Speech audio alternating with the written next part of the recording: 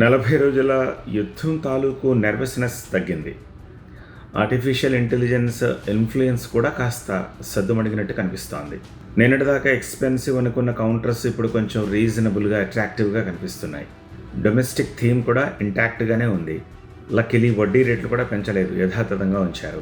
డాలర్తో రూపాయి మారకం విలువ కాస్త బలహీనంగానే ఉన్నా సరే, రేపు ఈ యుద్ధం ఆగి సాఫ్ట్వేర్ ఎగుమతులు పెరగడము, సర్వీసెస్ పెరగడము లాంటివి జరిగితే మళ్ళీ రూపాయి బలపడచ్చు. ఇవన్నీ సానుకూలంగానే ఉన్నా యుద్ధం ఇప్పుడే ఆగుతుంది కాబట్టి రా మెటీరియల్ కాస్త పెరగచ్చు. నెంబర్ 1. రెండోది సూపర్ ఎల్నినో అంటున్నారు. ఈ సూపర్ ఎల్నినో ఏర్పడితే వర్షాభావ పరిస్థితులు ఏర్పడచ్చు. అప్పుడు ఋతుపవనాలు ఆలస్యంగా రావడం కానీ ఒకవేళ వచ్చినా సరే బలహీనంగా ఉండడం కానీ జరగచ్చు. అప్పుడు కొంచెం మాన్సూన్ ఎఫెక్ట్ పడుతుంది మార్కెట్లపై.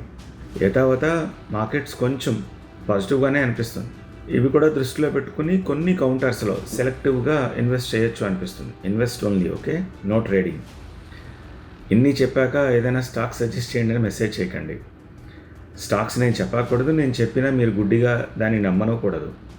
మీరు అధ్యయనం చేయండి. అధ్యయనం చేస్తే ఏమవుతుందంటే నమ్మకం వస్తుంది. నమ్మకం వస్తే ధైర్యం వస్తుంది ఇన్వెస్ట్ చేయడానికి. But only invest right, no trading at all, no crypto at all.